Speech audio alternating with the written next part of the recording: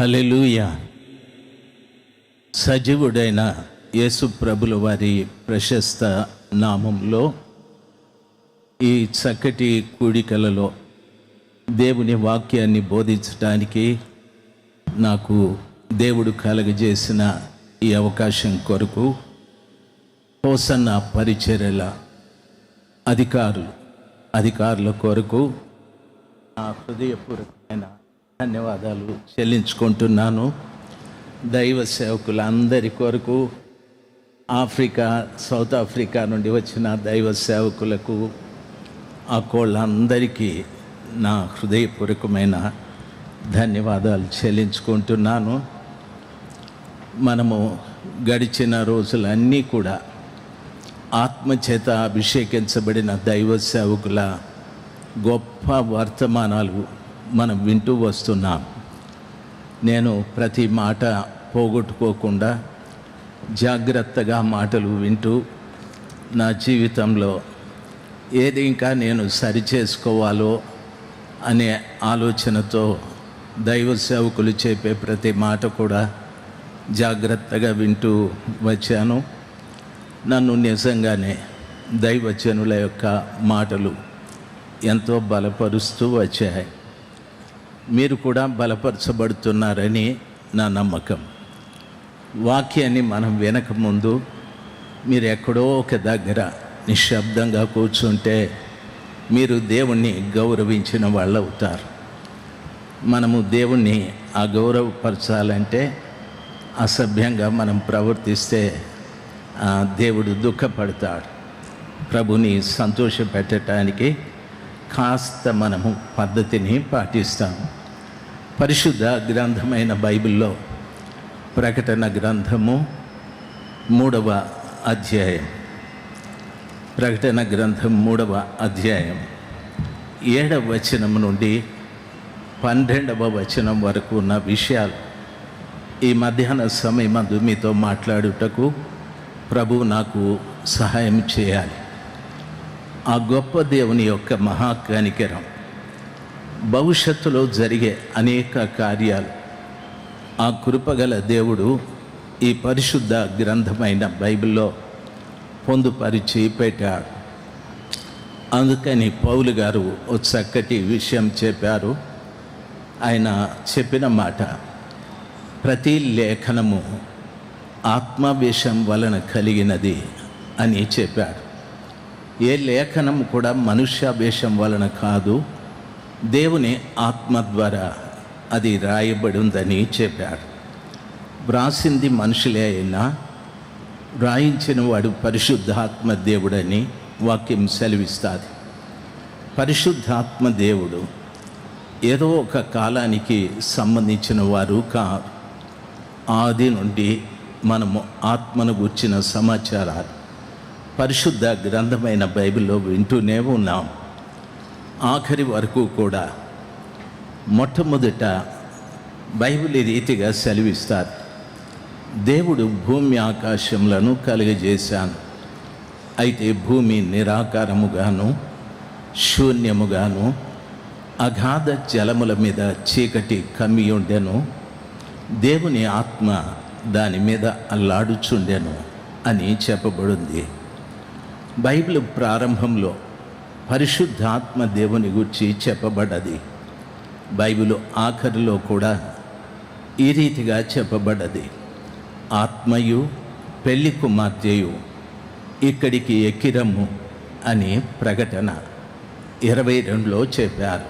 కాబట్టి ఆత్మదేవుడు ఈరోజు వాడు కాదు, నిన్నటి వాడు కాదు, ఆది నుండి ఉన్నవాడు, అంతం వరకు ఉండేవాడు. ఆయన సృష్టికర్త. ఆయన సంఘంలో ఉన్నటువంటి ప్రతి బిడ్డను క్రీస్తు ప్రభుల వారి పెళ్లి భార్యల్నిగా నిర్మాణం చేసే ఒక నిర్మాణకుడు అని చెప్పాలి. అంత గొప్ప దేవుడు పరిశుద్ధాత్మదేవుడు. ఆత్మదేవుని యొక్క సన్నిధి ఈ ప్రాంతం అంతా కూడా సంచరిస్తూ ఉంది. మీ మధ్యన పరిశుద్ధాత్మ దేవుడు ఉన్నాడు, అందులో సందేహం లేదు. నా నమ్మకం ఈ ఉదయం నుండి పరిశుద్ధాత్మ దేవుడు భక్తుల ద్వారా మీతో మాట్లాడే ప్రతి మాట మీ హృదయానికి తెలియబరుస్తూ మీరేమై ఉన్నారు, మీరేం కావాలి అని హెచ్చరిస్తూ ఉన్నాడు. దేవుని పిల్లలు వాక్యంలో సెలవిచ్చిన రీతిగా చెవిగలవాడు వినుడుగాక అంటే నాకు చెవులు ఉన్నాయి అని కాదు, నీ అంతరంగ పురుషునికి చెవులు ఉండాలి. అంతరంగ పురుషుడు వినగలిగితే అప్పుడు నీవేం కావాలో ఇక్కడ సరిచేయబడుతూ ఉంటావు. పరిశుద్ధ గ్రంథమైన బైబిల్లో ఈ 7 సంఘాలను గురించి రాయబడ్డాయి. నిలబడ్డ ప్రతి దైవ సేవకుడు కూడా ప్రస్తుత దినము లేక చాలా కాలం నుండి యేసు ప్రభుల వారు వస్తారు. సంఘము సిద్ధపడాలి, పెళ్లి కుమార్తెగా సిద్ధపడాలని ఎన్నో చక్కటి హితవులు బోధిస్తూ ఉన్నారు. ముఖ్యంగా ఈ గుడారాలలో దైవ సేవకులు ఎన్నో రోజులు ఉపవాసం ఉండి, ఒక మాటలో చెప్పాలంటే వేల సంఖ్యలో ఎన్నో దినములు ఉపవాసాలు ఉండి ప్రార్థనలు చేసి దైవ సేవకులు ఈ స్థలంలో నిలబడి దేవుని సందేశాన్ని వినిపిస్తూ ఉంటారు. ఏదో వారికి నచ్చింది, వారికి తోచింది ఈ స్థలంలో బోధించడం లేదు. వారికి అనేక పనుల ఒత్తిడి ఉన్నప్పటికీ ఈ గుడారాలకు వచ్చే ప్రతి వ్యక్తి మీద తమ గుండెల్లో భారం ఉంటుంది. వారు ఆత్మీయంగా గుడారాలకు వచ్చే ప్రతి ఒక్క వ్యక్తిని దృష్టిలో ఉంచుకొని చక్కటి వర్తమానాలు దేవుని వద్ద నుండి తీసుకొని మనకు బోధిస్తూ ఉంటారు. మనము జాగ్రత్తగా వాటిని గ్రహిస్తే రాబోయే యేసు ప్రభుల వారి నిమిత్తము సిద్ధపడు పెళ్లి కుమార్తెలుగా మార్చబడటానికి అవకాశాలు ఉంటాయి. నిన్నటి రాత్రి అయ్యగారు ప్రార్థన చేస్తూ, ఒక అయ్యగారు బెంజమిన్ గారు ప్రార్థన చేస్తూ 10 లక్షల మంది స్థలంలోకి వచ్చారు ప్రభువా అని. ఆ లెక్క తప్పే. ఎందుకంటే 150 ఎకరాల విస్తీర్ణంలో ఎంతమంది కూర్చోగలరు అని లెక్కిస్తే ఒక మనిషి ధారాళంగా కూర్చోవటానికి 3 చదరపు అడుగులు సరిపోతుంది. ఆ లెక్కన 20 లక్షల మంది కంటే ఎక్కువ ఈ స్థలంలో కూర్చుంటారు. 20 లక్షల మంది కంటే ఈ పందిర్లో ఉంటారు. అక్కడ ఎదురుగా రాత్రి పందిర్లో ఉంటారు. బయట తిరిగేవారు కూడా ఒక 50,000 మంది కంటే ఎక్కువగా ఆ బిజినెస్ పీపుల్ అటు ఇటు తిరిగేవారు. ఈ రీతిగా 20 లక్షల మందికి ఎక్కువగా ఈ స్థలంలో హాజరవుతూ ఉంటారు. అంత గొప్ప జనాబలి దేవుడు ఈ స్థలంలోనికి తీసుకొచ్చాడు. ఇంత జనాన్ని దైవ సేవకులు ఖాళీగా వదిలిపెట్టాలి అని కాదు, నయాన్నో భయాన్నో వారిని ఏదో ఒక రీతిగా యేసు ప్రభుల వారి దగ్గరికి నడిపించాలని, వారిని యేసు ప్రభుల వారి పెళ్లి భార్యలుగా చేయాలని వారి గుండెల్లో అనునిత్యము మండే మంట చాలా గొప్పది. ప్రతి దైవ సేవకుడు కూడా కన్నీరు కార్చి, ప్రభువా ఏ విధం చేతనైనా గుడారాలకు వచ్చే ప్రతి బిడ్డ కూడా నీకు సమీపం కావాలి, మీ పెళ్లి భార్యలు కావాలని కన్నీరు విడిచి మీ ఎదుట నిలబడుతూ ఉన్నారు. ఈ ప్రకటన గ్రంథంలో చెప్పబడిన 7 సంఘాలలో అన్ని సంఘాలలో లోపాలు చెప్పారు, మంచి విషయాలు చెప్పారు. అయితే ఒక సంఘంలో ఏ లోపము చెప్పకుండా మాట్లాడారు. ఆ సంఘం పేరు ఫిలదెల్ఫియా. ఇది 7వ వచనం నుండి 3వ అధ్యాయం 7వ వచనం నుండి 12వ వచనం వరకు ఉంది. ఈ విషయాలు కొంత మీతో మాట్లాడటానికి పరిశుద్ధాత్మ దేవుడు నాకు సహాయం చేయాలి. ఫిలదెల్ఫియా అంటే సహోదర ప్రేమ. అనగా ప్రస్తుతము సంఘానికి కావలసింది ఏమిటంటే ప్రేమ. నన్ను నేను ప్రేమించుకుంటాను, అందులో తప్పు లేదు.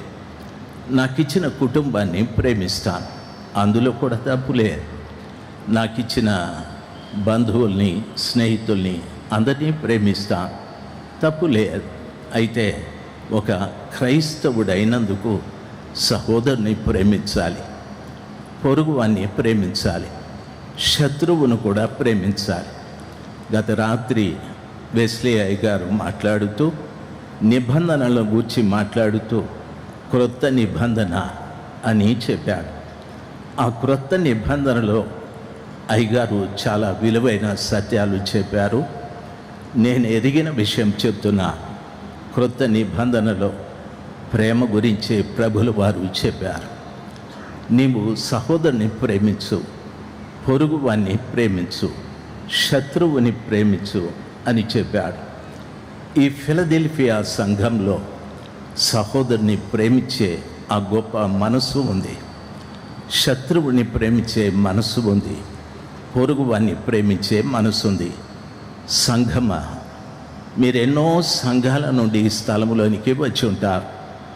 ఒక్కొక్కసారి మీ ఎదురుగా నిలబడ్డ దైవ సేవకులు మీతో చెప్పుంటారు, మన సంఘం పరలోకానికి వెళ్తుంది, మన సంఘం పెళ్లి కుమార్తెగా మార్చబడుతుందని. అందులో తప్పు లేదు. అది వారికి ఉన్న విశ్వాసం, అది వారి నిరీక్షణ. అయితే బైబిల్ చెప్తుంది, సంఘమా మీరు ప్రేమ కలిగి ఉండాలి. అప్పుడే మీరు క్రీస్తు పెళ్లి భార్యలు అవ్వటానికి, అప్పుడే మీరు ప్రభుల వారితో పాటు పరలోకంలో నివసించటానికి అవకాశాలు ఉంటాయని ఈ సంఘం ద్వారా ప్రభుల వారు తెలియజేస్తూ ఉన్నారు. ఈ మధ్యాహ్న సమయమాదు ప్రభు దాసుడుగా మీకు నా 2 చేతులెత్తి నమస్కరిస్తూ చెప్తున్న మాట, సంఘాలలోకి వెళ్ళిన తరువాత ఏదో రోగాలు బాగు కావాలి, అద్భుతాలు జరగాలి, మహత్కార్యాలు జరగాలి, ఏవేవో మనం ఎదురు చూస్తూ ఉంటాం. నా అవసరాలు తీరాలి, నా వ్యాపారమో ఉద్యోగమో అభివృద్ధి కావాలి అనుకుంటూ ఉంటాం. తప్పేమీ లేదు. అయితే నీవు క్రీస్తు పెళ్లి భార్య కావాలి అంటే ఒకటి ప్రేమ కలిగి జీవించాలి. ఏ సంఘమైనా సరే, నేను నడిపించే సంఘమైనా, మా దైవజనులు నడిపించే సంఘమైనా, ఏ సంఘమైనా ప్రేమ కలిగి జీవించాలి. ఆ ప్రేమ లేకపోతే నేను ప్రభువాడను కాను. ఎందుకంటే బైబిల్ సెలవిస్తారు, మీ దేవుడు ఎవరు అని అడిగితే ఏదో ఒక రూపాన్ని చూపెట్టలేం. ఏదో ఆయన ఎక్కడుంటాడు అంటే ఒక ప్రదేశాన్ని చూపెట్టలేం. మన దేవుడు ఆత్మస్వరూపి, వాక్యస్వరూపి, ప్రేమాస్వరూపి. ఆయన విశ్వమంతా ఒకే పర్యాయం ఉండు దేవుడు. ఆయన ఎక్కడున్నాడు, అక్కడ లేడు అనే సమస్య లేదు. కాబట్టి కృపగలిగిన దేవుడు ప్రేమాస్వరూపి. ఆయన రక్తంతోనే ఈ స్థలంలో ఉన్న ప్రతి బిడ్డ కడగబడ్డారు. ఆయన రక్తాన్ని పంచుకొని నేను పుట్టాను, ఆయన రక్తాన్ని పంచుకొని నీవు పుట్టావు. అప్పుడు ఆయనకున్న శ్రేష్టమైన గుణలక్షణ నీలో కూడా ఉండాలి కదా. ఆయనకున్న శ్రేష్టమైన లక్షణాలు నీలో లేకపోతే, ఒక్కొక్కసారి తండ్రి అంటాడు, తండ్రికి భిన్నంగా ప్రవర్తించే కుమారుడు ఇంట్లో ఉంటే తండ్రి 1-2 పర్యాయాలు చెప్పి అంటాడు, అసలు వీడు నాకు కొడుకే కాదు, వీడు నాకు పుట్టలేదంటాడు. క్రైస్తవ సంఘమా, ఈ రోజున మనలో ప్రేమ లేకపోతే ప్రభుల వారు అలాగనడు. కానీ నీవు బ్రతికినంత కాలం నీలో ఆ ప్రేమ కలిగి ఉండేటట్లుగా నిన్ను హెచ్చరిస్తూనే ఉంటాడు. దయచేసి గమనించాలి. ఈ మధ్యాహ్న సమయం అది మొట్టమొదటిది, సంఘంలో ప్రేమ కలిగి ఉండాలి. బైబిల్ చెప్తాది, అక్కడ రాయబడిన మాట, దావీదు తాళపు చెవి కలిగి ఎవడును వేయలేకుండా, తీయువాడును ఎవడు తీయలేకుండా, వేయువాడనైన సత్య స్వరూప్యగు పరిశుద్ధుడు చెప్పు సంగతులేమనగా అని చెప్పాడు. దావీదు తాళపు చెవి కలిగి ఎవడును వేయలేకుండా, తీయువాడును ఎవడు తీయకుండా, ఆ సత్య స్వరూపి అయిన దేవుడు చెప్పే సంగతులు అన్నారు. దావీదు తాళపు చెవి నా యేసు ప్రభుల వారే. ఆయన పరలోకంలో తాను తాళం వేస్తాడు, పరలోకంలో తాళం తీస్తాడు.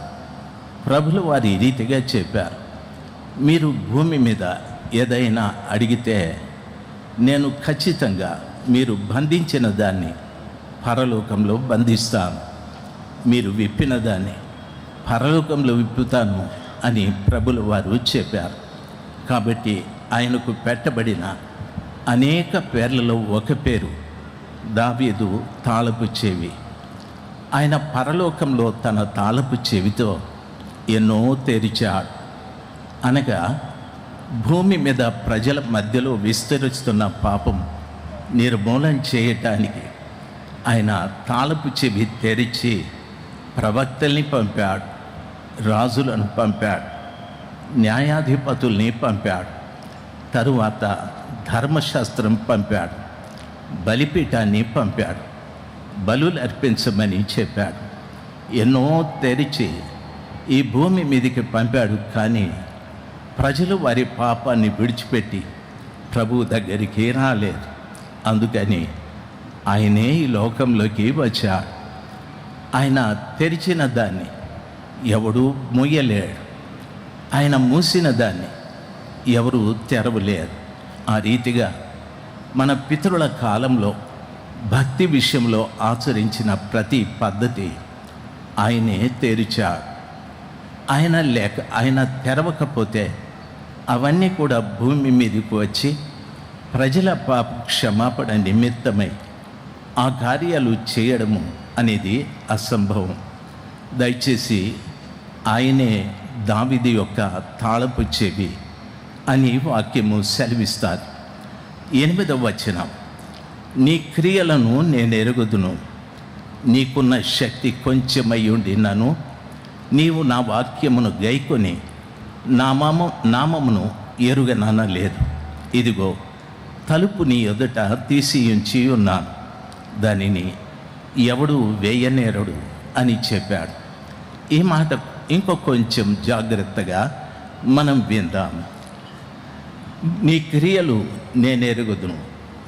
సంఘంతో ఫిలదెల్ఫియా సంఘంతో ప్రభు చెప్తున్న మాట, నీ క్రియలు నాకు తెలుసు, నీకున్న శక్తి కొంచెమే, నీవు నా వాక్యమును గైకొన్నావు, నా నామమును ఎరుగననలేదు అని చెప్పాడు. దరిదాపు గురువారం నుండి ఈరోజు వరకు దైవ సేవకులు ఎన్నో వాక్యాలు బోధిస్తూ ఉన్నారు.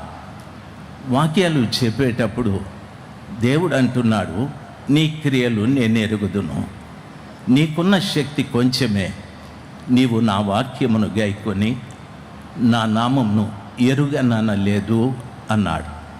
అంటే దాని అర్థం, వాక్యాన్ని గైకుంటే, ఒక వ్యక్తి వాక్యాన్ని గైకుంటే ప్రభు యొక్క నామమును అతడు ఎరిగినట్టే. ఒక వ్యక్తి దేవుని వాక్యాన్ని గైకొనకపోతే అతడు ప్రభువు నామమును ఎరుగలేదు అని దాని అర్థం. దైవ సేవకులు చెప్పేటటువంటి శ్రేష్టమైన వాక్కులను జాగ్రత్తగా మనం విని, ఆ వాక్యాన్ని నా గురించే చెప్పాడు ప్రభుల వారు. నేను ఒక దైవ సేవకుని చూడడం లేదు, దైవ సేవకుని నోటి నుండి వచ్చే ఆయన మాటల కొరకు నేను వచ్చాను అని ఆసక్తితో ఆయన మాటల్ని మనం ఎప్పుడైతే గైకుంటామో అప్పుడు ప్రభుల వారు చెప్తున్న మాట, నీ క్రియలు నాకు తెలుసు, నీ శక్తి కొంచెమే. ఈ రోజున ఈ స్థలంలో కూర్చున్నటువంటి బిడలకు ఎన్నో శక్తులు ఉండొచ్చు, జనం మనతో పాటు ఉండొచ్చు, ధనం మనకు ఉండొచ్చు, శరీర బలం మనకు ఉండొచ్చు, కులబలం మనకు ఉండొచ్చు. అయితే మనలో ఉన్న కొంచెము శక్తి పరిశుద్ధాత్మ శక్తి. ఆ కొంచెము శక్తి చేత మనము దేవుని వాక్యాన్ని గైకొన్నాం. ఎప్పుడైతే ప్రభు వాక్యాన్ని గైకొంటామో ప్రభు అంటాడు, నా నామమును ఎరుగనలేదు, నీ ఎదుట నేను తలుపు తెరిచి ఉంచి ఉన్నాను అని చెప్తాడు. ఒక వ్యక్తి దేవుని వాక్యాన్ని గైకొని, ప్రభువా ఈ వాక్య ప్రకారంగా నేను జీవించలేదు. ఈ రోజున దైవ సేవకులు ఈ మాటల చేత నన్ను హెచ్చరిస్తూ ఉన్నారు. నా పాపాన్ని క్షమించమని ఎప్పుడు నేను ప్రాధేయపడి పశ్చాత్తాపడి ప్రార్థిస్తానో అప్పుడు ఆయన వాక్యాన్ని నేను గైకొన్నట్టు. ఒకవేళ దైవజనులు నాతో మాట్లాడినప్పుడు నాలో ఉన్న తప్పిదం తెలిసి కూడా వాక్యాన్ని గైకొనకపోతే నేను ఆయన నామమును ఎరుగలేదు అని దాని అర్థం. ఆయన నామమును ఎరుగకపోవడమే కాదు, ప్రభు నా కొరకు తలుపు తీయడని వాక్యము సెలవిస్తుంది. 3 రోజుల నుండి ఎండలో ఎంతో వడగాల్పుల్లో మీరు వచ్చి కూర్చొని వాక్యం వింటూ ఉన్నారు. మీకున్న శక్తి కొంచెమే, దేవుని ఆత్మ మీలో కొంచెమే ఉంది. ఆ కాస్తైన ఆత్మ చేత నీవేం చేయాలంటే ఆత్మకు సంబంధించిన క్రియలు కలిగి జీవించాలి. రెండవది, ఆయన చెప్పే ప్రతి మాట జాగ్రత్తగా విని పశ్చాత్తాపపడాలి. నిజమే ప్రభువా, నాలో కోపం ఉంది, దయచేసి నన్ను క్షమించండి. నిజమే ప్రభువా, నాలో అబద్ధాలు ఉన్నాయి, నన్ను క్షమించండి. నాకున్న ఈ కొద్ది శక్తి చేత నీవు చెప్పే ఈ వాక్యాన్ని నేను గైకుంటూ ఉన్నా. నేను మోసగాన్ని, నా భార్యకు మోసం చేశాను, నా భర్తకు మోసం చేశాను, నా తల్లిదండ్రులకు మోసం చేశాను, మా పై అధికారులకు కూడా మోసం చేశాను. ఎంతో నాలో మోసం ఉందయ్యా అని పశ్చాత్తాపడి ప్రార్థిస్తే నీవు దేవుని వాక్యాన్ని గైకొన్నట్టు. నీ శక్తి కొంచెమే. ఎప్పుడు వాక్యాన్ని గైకొంటావో అప్పుడు ప్రభుల వారు అంటారు, నా నామమును నీవు ఎరిగి ఉన్నావు అనని. తరువాత నీకోసం తలుపు తెరిచి పెడతానని ప్రభులు వారు సెలవిచ్చారు. ఏ తల్లి, ఏ తండ్రి దేవుని వాక్యాన్ని విని పశ్చాత్తాపడుతున్న వాళ్ళు చెప్పండి? ఏ తల్లి, ఏ యవనస్తుడు, ఏ యవనస్తురా గొంతు చించుకొని గుండెలు బద్దలయ్యేటట్టు మీ ముందు నిలబడి రోజులు ఉపవాసాలుండి మీ కొరకు అంత గట్టిగా వాక్యాన్ని బోధిస్తుంటే కనీసం మీ హృదయం చెలించలేదేంది? కనీసం మీ హృదయంలో కాస్తైనా స్పందన రాలేదేంది? అంటే మీకున్న కొంచెము శక్తి కూడా పోగొట్టుకున్నారేమో. మీకున్న ఆ కొంచెము శక్తి ఉంటే ఖచ్చితంగా మీలో పశ్చాత్తాపం ప్రారంభమవుతుంది. ఎటువంటి పశ్చాత్తాపమో తెలుసా? బైబిల్ ఈ రీతిగా సెలవిస్తుంది. ఈ స్థలంలో దొర్లి నీవు ఏడుస్తావు, పరిశుద్ధాత్మకు నేను మోసం చేశాను, నేను దేవుని నామాన్ని ఎరిగాను అంటూ నేను నిజంగా తప్పులు చేస్తున్నానని యేసు ప్రభుల వారికి, పరిశుద్ధాత్మ దేవునికి వాక్యమునకు మధ్యలో నీవు నిలబడి వారు హెచ్చరించే హెచ్చరికల చేత గుండె పగిలి కన్నీళ్లు కారుస్తూ దొర్లుతూ ఏడుస్తావు. ఆ కార్యం ఎప్పుడైనా నీ జీవితంలో జరిగిందా? చూడండి. పరలోకానికి వెళ్ళగోరే సంఘాన్ని గూర్చి ప్రభుల వారు ఎంత చక్కగా చెప్తున్నారో. కుమారుడా, కుమార్తె, నీకున్న శక్తి కొంచెమే, నాకు తెలుసు. అయితే మీరు నా వాక్యాన్ని గైకొనకపోతిరి అనలేదు. మీరు గైకొనాలి. గైకొంటే అప్పుడు మీరు నా నామమును ఎరుగుదురు. ఎప్పుడు ప్రభువు నామమును నేను ఎరుగుదునో అప్పుడు ప్రభువు కూడా నన్ను ఎరుగుతాడు. దయచేసి గమనించాలి. చాలామంది పశ్చాత్తాపము లేక సర్వశక్తిమంతుడైన దేవుని దృష్టిలో లేని ప్రజలుగా మనము జీవిస్తూ ఉన్నాం. నాది చిన్న తప్పే అనకండి, నాది పెద్ద తప్పు అని చెప్పకండి. నేను అప్పుడప్పుడు తప్పు చేస్తాను అని కూడా చెప్పకండి. ఎందుకంటే ప్రభు పెళ్లి భార్య స్వచ్ఛంగా ఉండాలి. యేసయ్యని గూర్చి చెప్పబడిన మాట ఈ రీతిగా ఉంది. ప్రభులు వారు చెప్పారు, ఆయన సంపూర్ణమైన పురుషుడు. అదే సమయంలో నాలో పాపముందని మీలో ఎవరైనా స్థాపించగలరా అని చెప్పారు. సంఘం కూడా ఓ సంపూర్ణమైన కన్యకగా, ఆ కన్యక నాలో పాపముందని లోకము కానీ సాతాను కానీ స్థాపించగలదా అని ధైర్యంగా లోకం ఎదుట, సాతానుడి ఎదుట సంఘము నిలబడాలి. ఆ సంఘంలో నీవున్నావు. ఆ విషయాన్ని దయచేసి గమనించాలి. ఒక తండ్రిగా, ఒక అన్నగా, ఓ తమ్ముడుగా నా 2 చేతులు జోడించి శిరస్సు వంచి మీకు నమస్కరిస్తున్నాను. యేసు ప్రభు రాకడకు దినములు దగ్గర పడ్డాయి. మీరు నాకంటే బాగా ఎరుగుదురు. ఎన్నో సూచనలు కనిపిస్తూ ఉన్నాయి. కరువులు ప్రారంభమయ్యాయి, యుద్ధాలు ప్రారంభమయ్యాయి. ఒకరి ఇంటి వారే వానికి వ్యతిరేకంగా లేచారు. ప్రజలు దేవుని వాక్యాన్ని తిరస్కరించడం చూస్తూ ఉన్నాం, వ్యతిరేకించడం చూస్తూ ఉన్నాం. ఇవన్నీ రాకడకు సూచనలని తెలుసు. అయితే సంఘమా, దేవుని వాక్యం సెలవిచ్చిన రీతిగా ఈ మధ్యాహ్న సమయం అందైనా నీకున్న ఈ కొంచెపు శక్తితో వాక్యాన్ని జాగ్రత్తగా స్వీకరించి పశ్చాత్తాప పడటానికి నేర్చుకో. పశ్చాత్తాప పడకపోయినట్లయితే ఆయన నామమును నీవు ఎరగలేదు.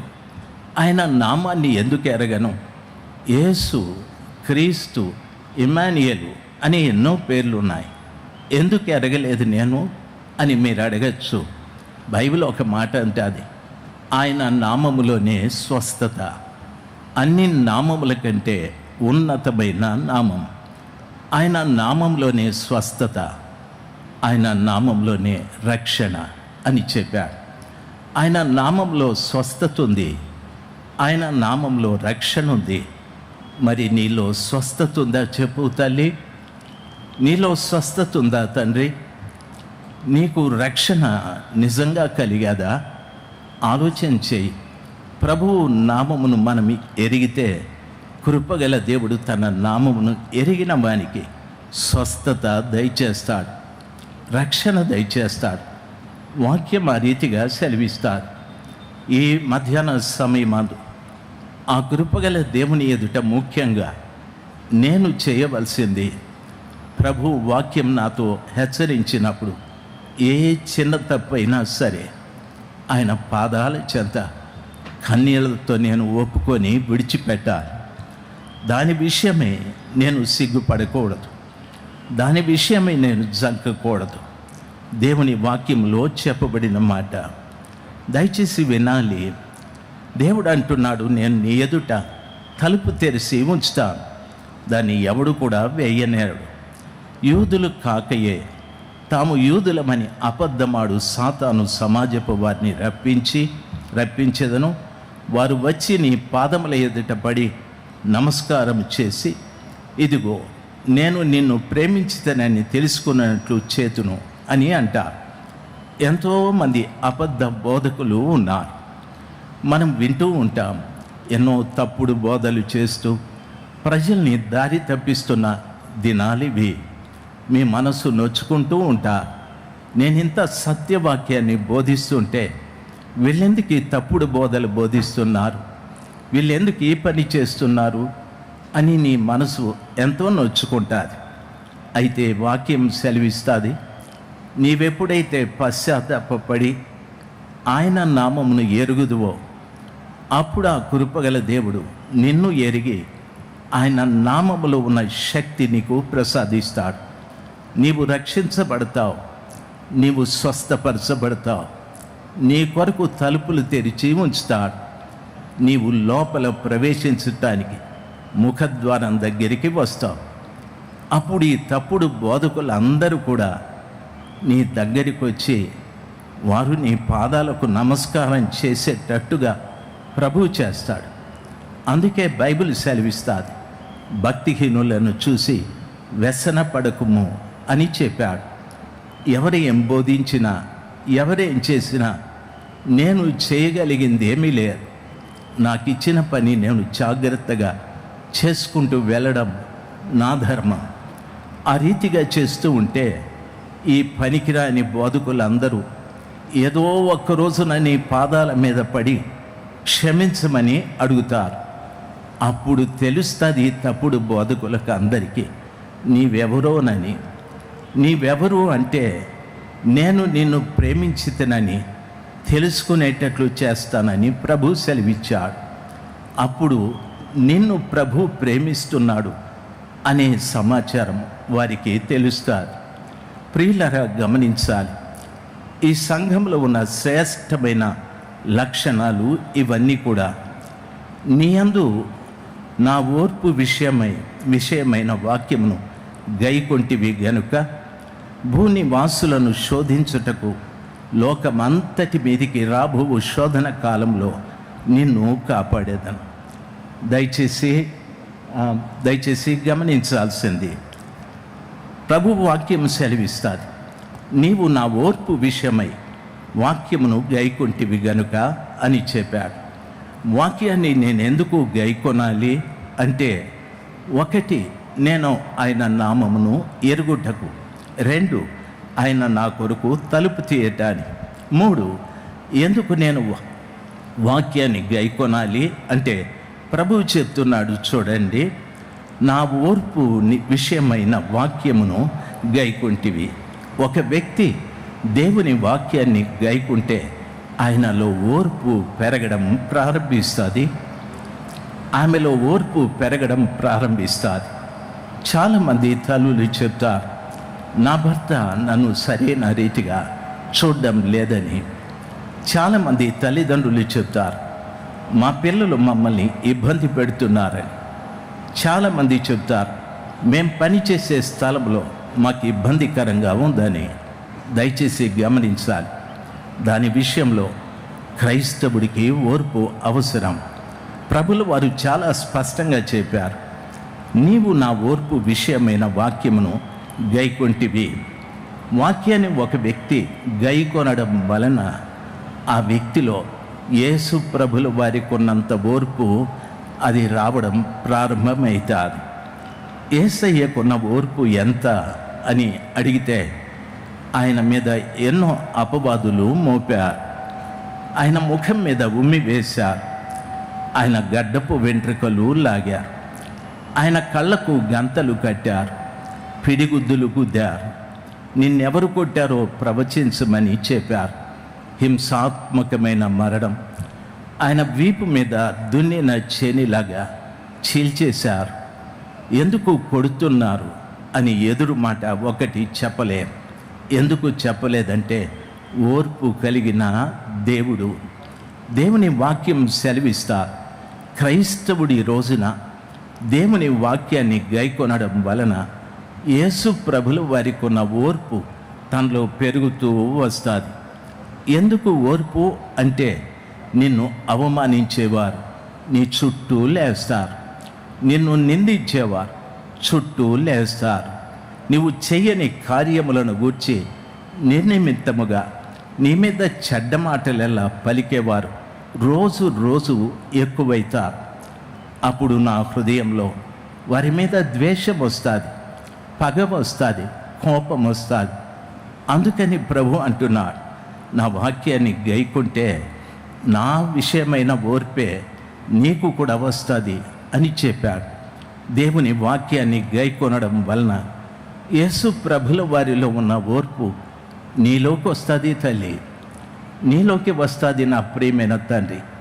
చాలామంది ఓర్చుకునే ఆ సామర్థ్యత లేక భర్తను విడిచిపెట్టి వెళ్ళిపోయిన వారు ఉన్నారు. భార్యల్ని విడిచిపెట్టి వెళ్ళిపోయిన వారు ఉన్నారు. చాలామంది పోట్లాడుకున్నవారు, ఒకరినొకరు చంపుకున్నవారు, ఒకరి మీద ఒకరు కేసులు పెట్టుకొని పోలీస్ స్టేషన్లో ఉన్నవారు లెక్కలేనంతమంది. అది కుటుంబాల్లోనే కాదు, సంఘాలలో కూడా విధంగా జరుగుతూ ఉన్నాయి. ఓర్పు లేక బైబిల్ ఈ రీతిగా సెలవిస్తుంది, ఓర్పు ద్రోహ కార్యములు జరగకుండా చేయునని. కాబట్టి ఓర్పు నాకు ఎలాగొస్తుంది అంటే, దేవుని వాక్యాన్ని జాగ్రత్తగా నేను గైకుంటూ ఉండాలి. ఒకరోజు కాదు, 2 రోజులు కాదు, నేను బ్రతికినంత కాలం కృపగల దేవుని వాక్యాన్ని జాగ్రత్తగా విని నాలో ఉన్న తప్పితాల్ని సరిచేసుకుంటూ ఉంటే నేను పరిశుద్ధుడు అవ్వడమే కాదు, నాలో ఓర్పు కూడా పెరుగుతూ వస్తుంది. రాబోయే దినాలలో నీకు వ్యతిరేకంగా ప్రతికూలమైన వ్యక్తులు చాలామంది లేస్తారు, ఇప్పటికే లేచారు. అయినా వారి విషయంలో కూడా ఓర్పు కలిగి ఉండటానికి ప్రభుత్వాలు లేస్తాయి, పరిపాలకులు లేస్తారు, ఎంతోమంది మతోన్మాదులు, ఎంతోమంది అల్లరి మూక లేస్తారు. అయినా నీలో దేవుడు ఆయన వాక్యాన్ని గైకుంటూ ఉంటే ఆ కృప కలిగిన దేవుడు ఆయన నామాన్ని నువ్వు ఎరిగిన వ్యక్తిగా నీ కొరకు ఆయన తలుపులు తెరిచి నీలో ఆయన ఓర్పును పెంచుతూ వస్తాడు. ఓర్పుతో పాటు పాపం నీలో నుండి పోతూ ఉండగా పరిశుద్ధత కూడా నీలో పెరుగుతూ వస్తుంది. ప్రియ తల్లి, ఎన్నో సంవత్సరాల నుండి, ప్రియమైన తండ్రి, ఎన్నో సంవత్సరాల నుండి వాక్యం వింటూ ఉన్నావు. నేను అడిగే చిన్న ప్రశ్న, నీకు ఓర్పు ఉందా? చూడండి, ఓర్పు లేక వారితో వీరితో జగడాలు, వారితో వీరితో పోట్లాటలు, అల్లర్లు అయిపోతూ ఉన్నాయి, అవమానించబడుతూ ఉన్నాం, మన మధ్యన సంబంధాలు తెగిపోతూ ఉన్నాయి. ఓర్పు రావాలి అంటే ఈ మధ్యాహ్న సమయం ఈ స్థలంలో కూర్చున్న ప్రతి బిడ్డకు నా మనవి, దేవుని వాక్యాన్ని గైకొనాలి. నీకున్న శక్తి కొంచెమే, దేవునికి తెలుసు. నీ క్రియలు కూడా ప్రభుల వారికి తెలుసు. అయితే వాక్యాన్ని గైకొంటే ఆ కృపగల దేవుడు నీలో ఓర్పును పెంచుతూ వస్తాడు. చాలామంది అంటారు, సార్ నా వ్యాపారం అభివృద్ధి కావాలని, దైవ సేవకులు వ్యాపారం కొరకు ప్రార్థిస్తా, నాకు ఉద్యోగం రావాలి ప్రార్థిస్తా, వివాహం కావాలి ప్రార్థిస్తా, ఇబ్బంది ఏమీ లేదు. అయితే ప్రభువు చెప్పిన ఓర్పు లేకపోతే ఇంత డబ్బు సంపాదించి నీ కుటుంబంలో ఓర్పు లేకపోతే రోజు అసమాధానమే కదా, రోజు అనైక్యతే కదా, రోజు ఇద్దరి మధ్యన గొడవలే కదా. అందుకని ప్రభుల వారు చెప్తున్న మాట, నీవు నా వాక్యమును గైకొంటివి, భూనివాసులను అంటాడు, నీవు నా ఓర్పు విషయమైన వాక్యమును గైకొంటివి అని చెప్పి ప్రభుల వారు అంటారు, భూనివాసులను శోధించుటకు లోకమంతటి మీదికి రావు శోధన కాలంలో నేను నిన్ను కాపాడుదును. ఈ మాట విషయమై ఒకసారి గట్టిగా హల్లెలూయా చెప్దాం, మరలా ఒకసారి చెప్దాం. ప్రభువు ఈ రీతిగా చెప్తున్నాడు, బాబు నా వాక్యాన్ని గైకొంటివి, ఎందుకో తెలుసా? ఓర్పు విషయమై. భూనివాసులను శోధించుటకు లోకమంతటి మీదికి శోధన రాబోతూ ఉంది. భూనివాసులను శోధించుటకు లోకమంతటి మీదికి రాబో శోధన కాలంలో ఆయన నేను నిన్ను కాపాడేదను అని అంటాడు. సంఘమా, ఈ మధ్యాహ్న సమయమందు మీరు గమనించాలి, శోధన కాలమున దేవుడు మనల్ని కాపాడుతాడు. అంటే లోకంలో శ్రమ వస్తుంది, శ్రమ కాలం వస్తుంది, తర్వాత మహాశ్రమల కాలం వస్తుంది, సాతానుడు పరిపాలన చేస్తాడు. ఇవన్నీ కూడా మనం వింటూ ఉన్నాం. ప్రభువు ముందుగానే అభయం ఇచ్చాడు. సంఘమా, ఇదిగో లోకం మీదికి రాబో శోధన కాలంలో నేను నిన్ను కాపాడుతాను అని చెప్పాడు. ఎప్పుడో తెలుసా? పైన చెప్పిన ఈ విషయాలన్నీ కూడా సంఘంలో కనిపించినప్పుడు, సంఘం అంటే 4 గోడల్లో కాదు, 4 గోడల మధ్యన కూర్చున్న ప్రతి వారిలో ఇవి కనిపించాలి.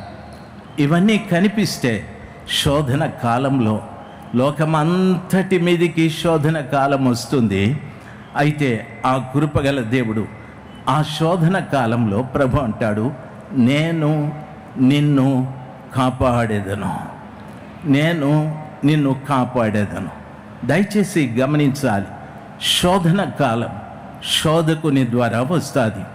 అయితే శోధకుడు సంఘం పట్ల ఏ దురుద్దేశం కలిగి ఉన్నా, ఏ చెడు అభిప్రాయం కలిగి ఉన్నా, సంఘానికి ఏ నష్టం కలిగించాలి అనుకున్న కృపగల దేవుడు ఈ యొక్క లవొదికీయ సంఘంలో ఉన్నటువంటి ఫిలదెల్ఫియా సంఘంలో ఉన్నటువంటి ఈ గుణములన్నింటినీ మన సంఘంలో చూసి అంటాడు, ఈ శోధన కాలంలో నేనే మిమ్మల్ని తప్పిస్తా, ఇంకొకరు కాదు, మీ సంఘ పెద్దలు కాదు, లేక మీ కాపరులు కాదు, మిమ్మల్ని, మీ సంఘ పెద్దల్ని, మీ కాపరులను, మీ సంస్థలను, సంస్థలో ఉన్న ప్రతి వారిని కూడా నేనే కాపాడుతాను, భయపడకండి.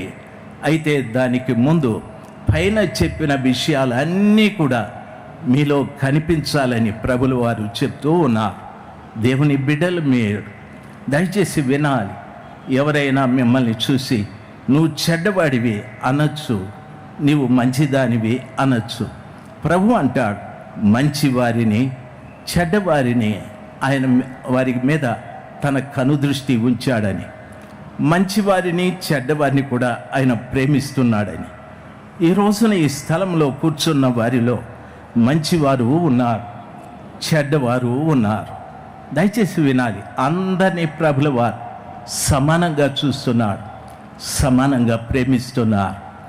ఆయన ప్రేమని అర్థం చేసుకొని ఈ చెప్పిన ఈ మాటలన్నిటి ప్రకారముగా నీవు జీవించగలిగితే ఆ కృపగలిగిన దేవుడు మన పట్ల ఒక గొప్ప కార్యాన్ని చేస్తాడు. ఎంతమందికి నా మాటలు అర్థమవుతున్నాయో ఒకసారి గట్టిగా హల్లెలూయా చెప్దాం. హల్లెలూయా, గట్టిగా చెప్దాం. హల్లెలూయా.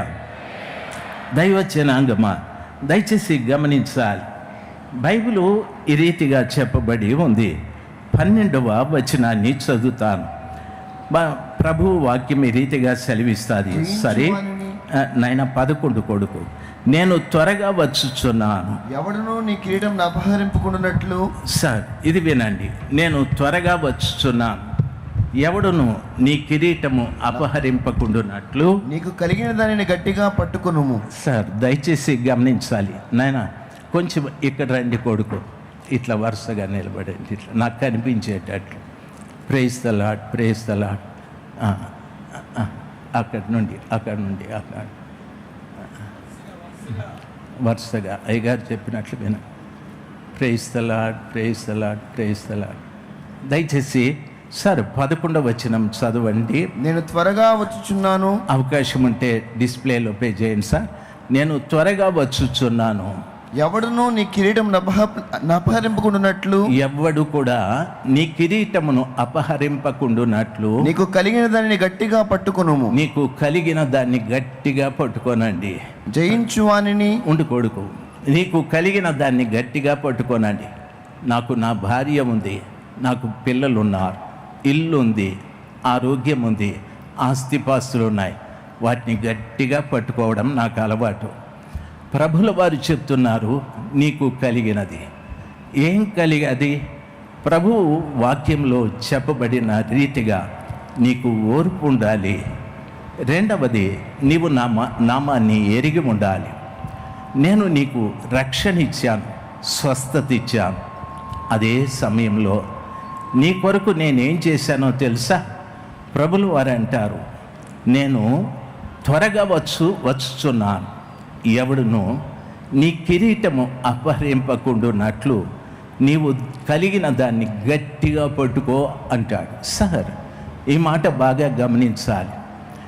ఎవడును నీకు కలిగిన దాన్ని అపహరించకుండా గట్టిగా పట్టుకో, నీ కిరీటము అని చెప్పాడు. ఇక్కడ 5 కిరీటాలు ఉన్నాయి సార్. దయచేసి గమనించవలసిన విషయం, ఒక్కొక్క కిరీటం చూడండి. ఇక్కడ ఆనంద కిరీటము అని ఉంది. అంటే ఎవరు సువార్తని, సత్య సువార్తని చక్కగా బోధించి ప్రజలను యేసయ్య దగ్గరికి తీసుకొస్తారో వాళ్లకు దేవుడు ఆనంద కిరీటాన్ని ఇస్తాడు సార్. నన్ను బాగా గమనించవలసిన విషయం, కొంతమంది దేవుని వాక్యాన్ని వక్రమైన రీతిలో బోధిస్తూ ఉంటారు. కొంతమంది ప్రజలు దేవుని వాక్యాన్ని అటు ఇటు కాకుండా బోధిస్తూ ఉంటారు. అయితే సత్య వాక్యాన్ని బోధించి ప్రజలను ఎవరైతే ప్రభువు దగ్గరికి తీసుకొస్తారో వాళ్ళకు ఆ కృపగల దేవుడు ఆనంద కిరీటం ఇస్తానని చెప్పాడు. మీరు 1 తెస్సలోనికలకు రాసిన పత్రిక 2:19, చాలామంది సువార్తను ప్రకటించి ప్రజల్ని ప్రభువు దగ్గరికి తీసుకురారు. చాలామంది సువార్త ప్రకటించి ప్రజల్ని వాళ్ళ దగ్గరికి తీసుకెళ్తారు. చాలామంది అంటారు, మేమెవరో తెలుసా, రాజశేఖర్ వాళ్ళం. ఇంకొకరు ఏమంటారు తెలుసా, జర్మియా వాళ్ళం. ఇంకొకరు ఏమంటారో తెలుసా, ఇంకొకరి పేర్లు చెప్తూ ఉంటారు. దయచేసి సువార్త విన్న తర్వాత ఒక సేవకుడు సువార్త విని రక్షింపబడిన వారిని ప్రభువు దగ్గరికి తీసుకొని వస్తే వాళ్లకు దేవుడు ఆనంద కిరీటాన్ని దయచేస్తాడు. హోసన్న పరిచర్యలలో దేవుడు ఇష్టపడేది ఏమిటంటే ప్రజలకు సత్య సువార్తని చిన్న బ్రదర్ దగ్గర నుండి మన నాయకుల వరకు వారు బోధించే వాక్యం సత్యవాక్యం. మనమే చాలామంది లోకంలో సత్యవాక్యాన్ని బోధిస్తూ ఉన్నాం. ఎక్కడ తప్పిపోతున్నామంటే వాక్యాన్ని విని ప్రజలు వచ్చినప్పుడు వాళ్ళని ప్రభు దగ్గరికి నడిపించడం లేదు, వాళ్ళను వాళ్ళ దగ్గరికి నడిపించుకుంటూ ఉన్నారు. అయితే దేవుని అద్భుతమైన కృపను బట్టి హోసన్న పరిచర్యల్లో ఆ విధమైన తప్పిదం జరగలేదు, ప్రభు దగ్గరికి నడిపిస్తూ ఉన్నారు. అందుకే వాక్యం వింటున్న ప్రతి వారితో దైవ సేవకులు చెప్తున్న మాట, మీరు పశ్చాత్తాపపడండి, ఇదిగో బాప్తీసాలు అక్కడ ఇస్తూ ఉంటారు, వెళ్ళండి బాప్తీసాలు తీసుకోండి. ఇంకా రోజుకి ఒక్కొక్కరు 10 మందిని 50 మందిని తీసుకురండి, మనమందరం కలిసి ప్రభు దగ్గరికి వెళ్దాం, మనమందరము సత్యవాక్యాన్ని విని ఆ ప్రకారంగా జీవిస్తామని ఈ రోజున మన నాయకులకే కాదు, ఆ తరువాత అనేక మంది దైవ సేవకులకు ఈ ఆనంద కిరీటాన్ని దేవుడు దయచేయబోతూ ఉన్నాడు. అందరూ అర్థమైన వాళ్ళు ఒకసారి గట్టిగా చప్పట్లు కొట్టి దేవుని మహిమ పరుద్దాం. తరువాత రెండవ తిమోతిలకు రాసిన పత్రిక 4వ అధ్యాయం 8వ వచనం, నీతి కిరీటము అని రాయబడి ఉంది. ఆ కిరీటాలు చూడండి ఎంత బాగున్నాయో. భూమి మీద తయారు చేసిన కిరీటాలే ఇంత అందంగా ఉంటే పరలోకంలో దేవుడు ఎంత చక్కటి కిరీటాల్ని దైవ సేవకులకి ఇవ్వబోతున్నాడు. ఈ నీతి కిరీటం ఎవరికి ఇస్తారంటే నీతిగా జీవించే వారికి, క్రీస్తు తిరిగి రానున్న దినాన ప్రేమతో ఎదురు చూసేవారికి, నీతిగా జీవించేవారికి. బైబిల్ చెప్తాది, 2 దేవాలయానికి వెళ్ళారని ఒక ఆయన దూరాన నిలబడి ఆయన ఆకాశం వైపు కన్నులెత్తి, ప్రభా నేను పాపిని, ఆకాశం వైపు కన్నులెత్తుట కూడా నాకు యోగ్యత లేదని పశ్చాత్తాపపడి ప్రార్థించాడు. బైబిల్ అంటది దేవుడు అతన్ని నీతిమంతునిగా చేసి ఆయన ఇంటికి పంపాడని. అనగా ఇక్కడ చెప్పబడిన మాట, ప్రతి దైవ సేవకుడు కూడా తమ ముందు కూర్చున్న ప్రజలను పశ్చాత్తాపపడేటట్టుగా చక్కటి హితవులు బోధిస్తూ తరువాత క్రీస్తు తిరిగి రానున్న ఆ ప్రభుల వారి దగ్గరికి నడిపించేటట్టుగా ఉండాలి.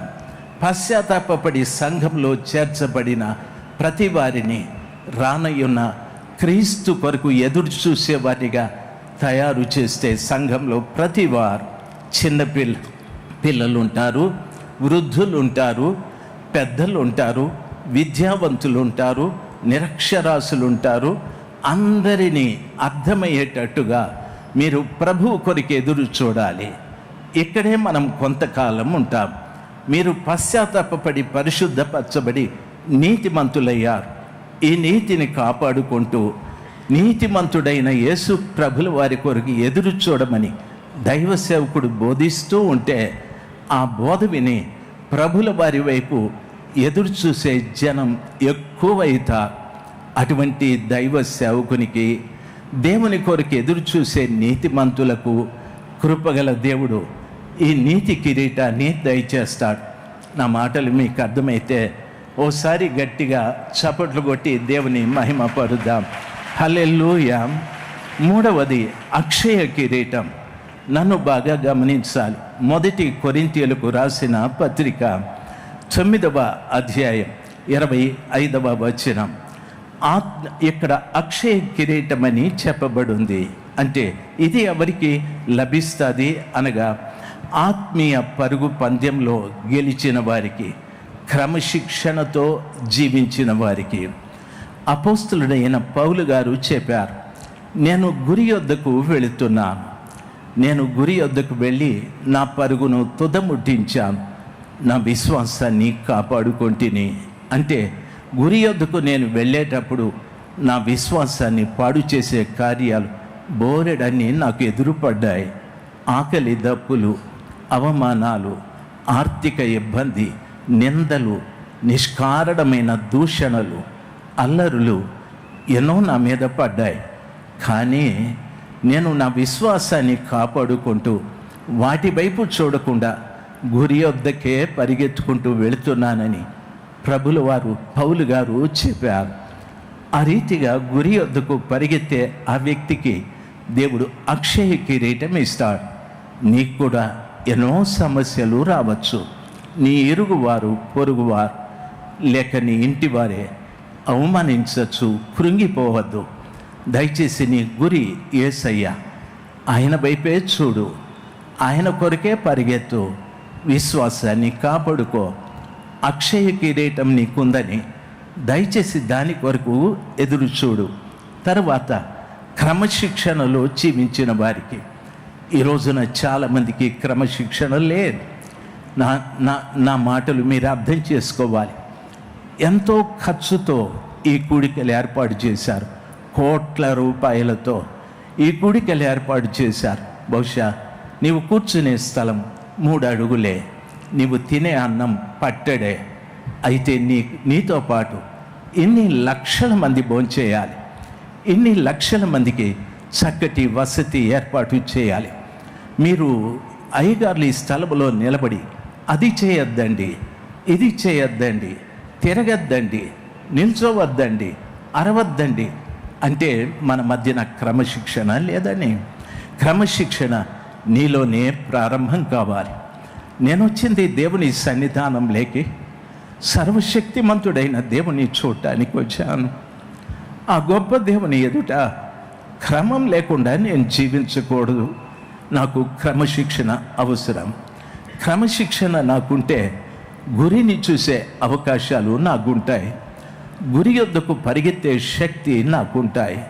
క్రమశిక్షణ లేకపోతే గురి తెలియదు. గురి లేకుండా పరిగెత్తు ఎక్కడో గుంటలో పడిపోతాం. చాలామంది క్రమశిక్షణ లేకుండా చెడిపోయిన వారు, పడిపోయిన వారు, దేవునిలో వెనక్కి వెళ్ళిపోయిన వారు లెక్కలేనంతమంది ఉన్నారు. మీరు ఆ రీతిగా కాకూడదని ఒక తండ్రిగా నా శిరస్సు వంచి మీకు నమస్కరిస్తున్నాను. క్రమశిక్షణ చాలా ముఖ్యం. ఎంతో ఖర్చుతో కూడింది, ఎంతో ప్రయాసంతో కూడింది. నా ముందు నిలబడి మాట్లాడిన దైవ సేవకులు అనిల్ గారు పదే పదే చెప్పారు, మా భుజముల మీద ఈ భారం ఉందని. నిజంగానే ఈ భారం భరించలేం. మీది ఒక చిన్న కుటుంబం. ఆ కుటుంబాన్ని భరించలేక ఎంత తల మునకలైపోతూ ఉంటుంది. ఇన్ని కుటుంబాలు, ఇన్ని లక్షల మంది, 20 లక్షల మందిని అకామిడేట్ చేయాలి. 20 లక్షల మందికి భోజనాలు ఏర్పాటు చేయాలి. అబ్బా, నిజంగా ఇది మాటలతో వర్ణించేది కాదు. దయచేసి క్రమశిక్షణ నీలోకి రావాలి. క్రమశిక్షణ నీలోనే పుట్టాలి. చాలామంది ప్రార్థన అంటే 10 గంటల కంటే 11ంటికి వెళ్తారు. క్రమశిక్షణ కాదది. చాలామంది ఆరాధన జరుగుతుంటే ఆ సేవకుడు నాకు తెలుసు, ఈ సేవకుడు నాకు తెలుసు అని వెళ్ళి ఆ సేవకునితో మీటింగ్లో అడ్డుగా మాట్లాడుతూ ఉంటారు. క్రమశిక్షణ కాదది. క్రమశిక్షణ లేనివాడు గురిని మరిచిపోతాడు. క్రమశిక్షణ లేనివాడు అక్షయ కిరీటాన్ని పోగొట్టుకుంటాడు. కాబట్టి గురి ఎద్దుకు పరిగెత్తుకుంటూ క్రమశిక్షణ కలిగి జీవిస్తే అక్షయ కిరీటాన్ని దేవుడు నీకు అనుగ్రహిస్తాడు. ప్రియులారా, మహిమ కిరీటం కూడా 1 పేతురు పత్రిక 5వ అధ్యాయం 4వ వచనం. ఈ మహిమ కిరీటం ఎవరికి దేవుడిస్తాడు అనేది కూడా ఆలోచించాలి. చూడండి, మందలను విశ్వాసంతో నడిపించే దైవ సేవకులకు ఆ కృపగల దేవుడు చూడండి, మందను బాగా ప్రేమించి మందను జాగ్రత్తగా నడిపించేటటువంటి దైవ సేవకులకు ఆ కృపగల దేవుడు ఈ మహిమ కిరీటాన్ని ప్రేమిస్తాడు. ప్రభులు వారు ఎటువంటి వాడో తెలుసా? మనల్ని చూసి ప్రభులు వారు అన్నారు, నేను గొర్రెలకు కాపరిని, మంచి గొర్రెలకు మంచి కాపరిని అని చెప్పాడు. అటువంటి ఆయన మంచి గొర్రెలకు దైవ సేవకులారా, మీరు చాలామంది దైవ సేవకులు వచ్చి ఉంటారు. మీ మందను ప్రేమించండి, మీ మందను కాపాడండి. దయచేసి గమనించాలి. గత రాత్రి మాట్లాడుతూ దేవుని సేవకులు ఈ రీతిగా చెప్పారు. దావీదు గారి మందలోకి ఎలుగుబంటి సింహము ఒకే పర్యాయం వచ్చారు. ఎలుగుబంటికి సింహముకు అస్సలు పడదు, కానీ 2 మందలోకి వచ్చేయాలి. కాపరులారా, మన మందలోకి ఎలుగుబంటి వచ్చేదేమో, మన మందలోకి సింహం వచ్చేదేమో. అయితే మందను కాపాడవలసిన బాధ్యత మీది. మందను ప్రేమించండి, మందను కాపాడండి. ఏ క్రూరమైన మృగం అందులోకి రాకుండా మీరే జాగ్రత్తగా కాపు కాయాలి. ఒక రోజున ఆ మందను నీ చేతికి అప్పగించిన ఆ పరమ కాపరి వచ్చి, రాజశేఖర్, నీ చేతికి అప్పగించిన మంద ఎక్కడ అని అడిగినప్పుడు, ప్రభా తోడేలు తీసుకెళ్ళిపోయాది, ప్రభా ఎలుగుబంటి తీసుకెళ్ళిపోయాది, సింహం తీసుకెళ్ళిపోయాది అంటే ప్రభు అంటాడు, బాధ్యత రహితంగా జీవించిన నీవు ఒకనాటికి నాకు సంబంధించిన వ్యక్తివి కాదని నన్ను ప్రభుల వారు క్రమం లేని జీవితాన్ని జీవించానని నన్ను ప్రభుల వారు నరకంలోకి పంపవలసి వస్తారు. దైవజనులారా, సంఘాన్ని ప్రేమించండి. అందులో ఇచ్చువారు ఉంటారు, ఇవ్వని వారు ఉంటారు, చదువుకున్న వారు ఉంటారు, చదువు లేని వారు ఉంటారు. అందులో నాగరికులు ఉంటారు, అనాగరికులు ఉంటారు. అందరినీ సమంగా ప్రేమించాలి, అందరినీ సమంగా నడిపించాలి. ఆ రీతిగా సంఘ కాపరి సంఘాన్ని ప్రేమిస్తూ యేసు ప్రభుల వారు, పరమ కాపరి అయిన యేసు ప్రభుల వారు వచ్చేటంత వరకు ఆ మందని కాపాడుకుంటూ వెళితే ప్రభుల వారు చూసి అంటారు, నా మందను తిరిగి నాకు అప్పగించావు కుమారుడా, ఈ మందలో ఏ ఒక్క గొర్రె తప్పిపోలేదు, కాబట్టి నీకు మహిమా కిరీటం ఇస్తానని ప్రభులు వారు చెప్తారు. నా మాటలు మీకు అర్థమవుతుంటే ఓసారి గట్టిగా చప్పట్లు కొట్టి దేవుని మహిమ పరుద్దాం. గట్టిగా చప్పట్లు కొట్టి దేవుని మహిమ పరుద్దాం. హల్లెలూయా. చాలామంది దైవ సేవకులు పక్షపాతాన్ని చూపెడుతూ ఉంటారు. తమ స్టేటస్ కలిగినటువంటి వ్యక్తులతో చాలా సున్నితంగా తమకు సంబంధించిన వ్యక్తుల్ని దూరం చేస్తూ ఉంటారు. యేసు ప్రభుల వారు అలా కాదు కదా. జక్కయ్య, ఆ తరువాత 5 మంది భర్తలు కలిగిన ఒక తల్లి, ఓ కుష్ఠరోగి, ఈ రీతిగా చెప్పుకుంటూ వెళితే ఎందరితోనో ప్రభుల వారు కలిసి మాట్లాడారు. దేవుడు చాలా మంచివాడు. అదే ప్రేమ నీవు కలిగి ఉండాలి. ఆయన పరమ కాపరి. నీవు కూడా ఆ కాపరిని పోలి జీవించాలని పౌలు చెప్పాడు. నేను క్రీస్తును పోలి నడిచిన ప్రకారముగా మీరు నన్ను పోలి నడవండి. యేసు క్రీస్తుకు కలిగిన ఈ మనస్సు మీరునూ కలిగి ఉండుడి అని చెప్పాడు. నేను బోధించటానికి కాదు ఈ పదాలు, వాటిని అనుసరించటానికి ప్రభు నాకు ఈ విషయాలు చెప్పాడు. దాన్ని నేను పాటించగలిగితే మహిమా కిరీటాన్ని యేసు ప్రభుల వారు స్వయాన నీ శిరస్సు మీద పెట్టి అనేక మంది ప్రజల ఎదుట ప్రభుల వారంటారు, నా కుమారులారా, పరలోకమా, నేను ఈ బిడ్డకు అప్పగించిన మందని జాగ్రత్తగా తీసుకొచ్చి నాకు అప్పగించాడు, క్రమశిక్షణ నేర్పించాడు అని చెప్పి ఆ పరలోకంలో నిన్ను గురించి గొప్పగా ప్రభుల వారు మాట్లాడే అవకాశాలు ఉన్నాయి. ఈ భాగ్యాన్ని దయచేసి పోగొట్టుకొనకండి. అల్పకాలమైన సుఖాల కొరకు, అల్పకాలమైన భోగాల కొరకు, తుచ్చమైన కార్యాల కొరకు మన మనస్సును అటు ఇటు పోనిచ్చి దేవుడిచ్చే మహిమను పోగొట్టుకునే స్థితికి రాకూడదు. దేవుని బిడ్డలు మీరు దయచేసి ఈ మాట కూడా విందాం. ఆఖరిది విందాం. ఇక్కడ జీవ కిరీటము అని చెప్పబడి ఉంది. యాకోబు పత్రిక 1వ అధ్యాయం 12వ వచనం, ప్రకటన గ్రంథం 2వ అధ్యాయం 10వ వచనం. ఈ జీవ కిరీటం ఎవరికి ఇస్తాడు ప్రభుల వారు అనని చూడండి. బైబిల్ సెలవిస్తాది, శోధన సహించువాడు ధన్యుడు, అతడు శోధనకు నిలిచిన వాడై ప్రభు తను ప్రేమించిన వారికి వాగ్దానం చేసిన జీవ కిరీటం ఇస్తాడని చెప్పాడు. ఈ జీవ కిరీటం కష్టాలలో, హింసల్లో, అవమానాల్లో, నిందల్లో విశ్వాసాన్ని ఎవరైతే కాపాడుకుంటూ వెళతారో ఆ బిడ్డలకు జీవ కిరీటం ఇస్తాడు. చూడండి, గమనించాల్సింది, ఎంతోమంది పాస్టర్ గారు ఆ ముందుకొచ్చి నిలబడితే ఏడుస్తూ చెప్తారు, బాధలన్నీ చెప్తారు, కష్టాలన్నీ చెప్తారు, భర్త గురించి చెప్పేస్తారు, భార్య గురించి చెప్పేస్తారు, ఎన్నో చెప్పేస్తాం.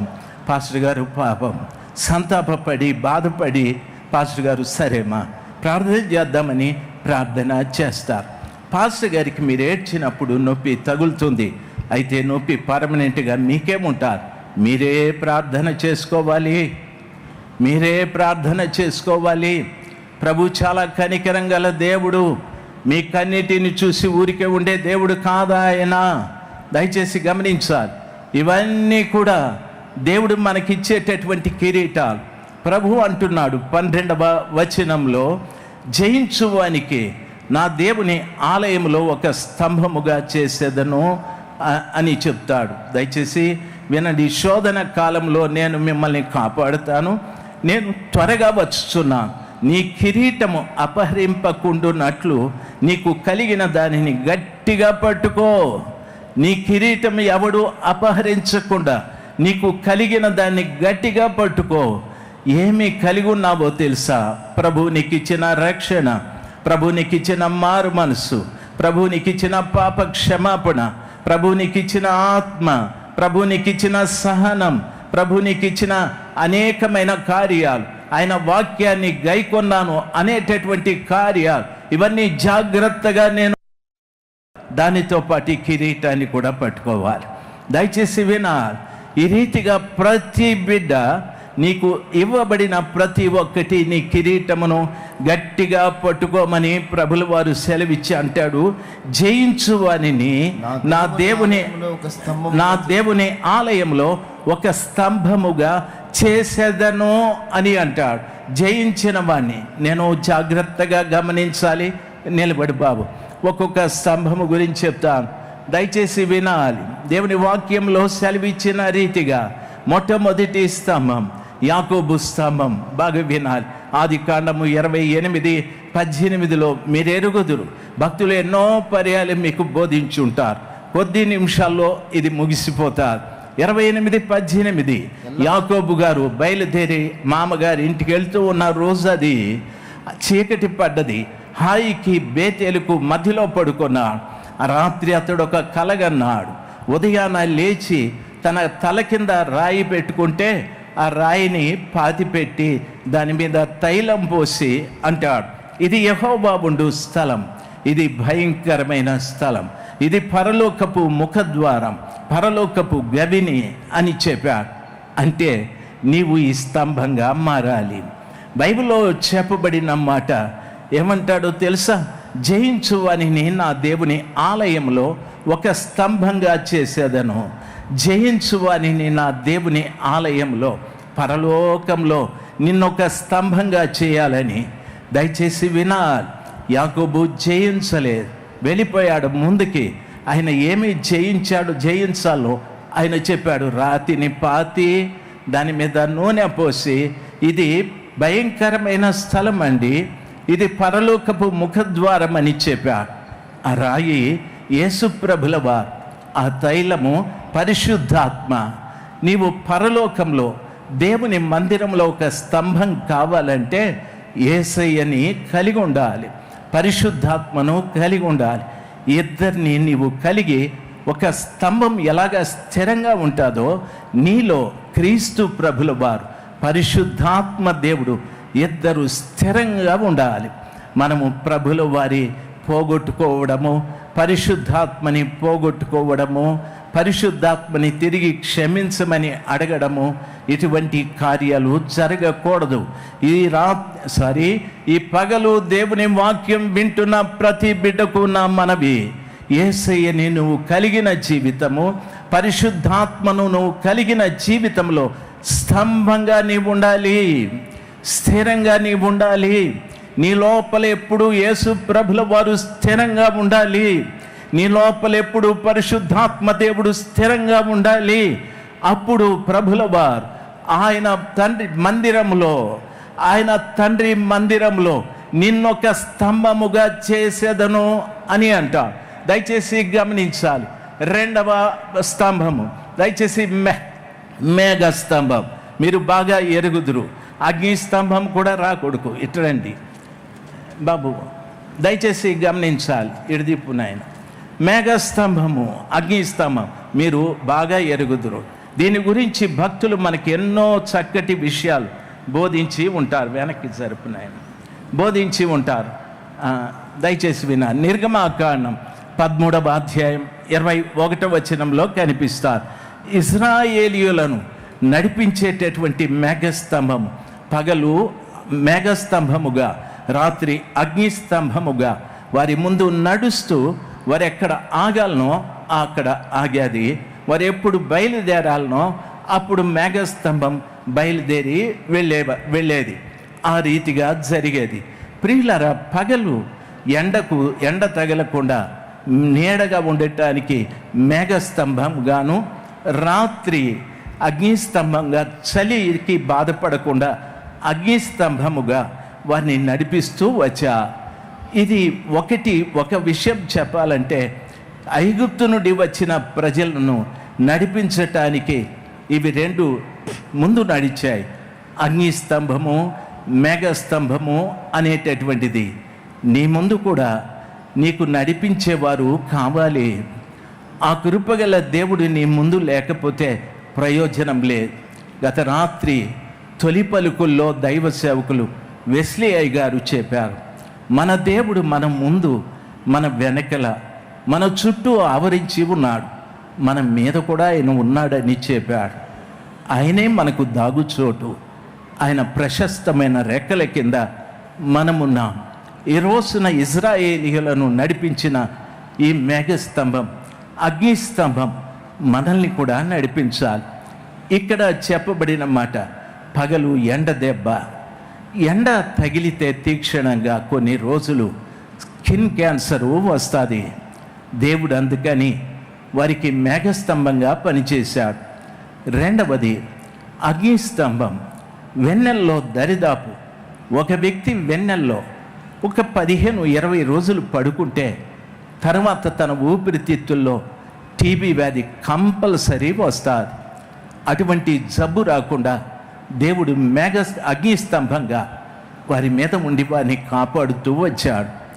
అంటే దాని అర్థం వారి ప్రయాణంలో ముందుండి నడవడమే కాదు, శారీరకమైన ఆరోగ్య విషయంలో కూడా ప్రభు సహాయం చేస్తూ తీసుకొని వెళ్ళాడు. ఆ కృపగల దేవుడు నీ ముందుండి నిన్ను నడిపించడమే కాదు, నీ చుట్టూ ఉండి నిన్ను కాపాడడమే కాదు, నీ ఆరోగ్య విషయంలో కూడా ఈ శరీరం ఎటువంటి బలహీనతకి గురి కాకుండా ఆయన కాపాడే దేవుడు. నా మాటలు మీకు అర్థమైతే ఓసారి గట్టిగా చప్పట్లు కొట్టి దేవుని మహిమ పరుద్దాం. దయచేసి గమనించాలి, ఇంకొకటి దేవుని మందిరం అని సొలొమోను మందిరంలో 2 స్తంభాలు ఆయన ద్వారంలో పెట్టాడు.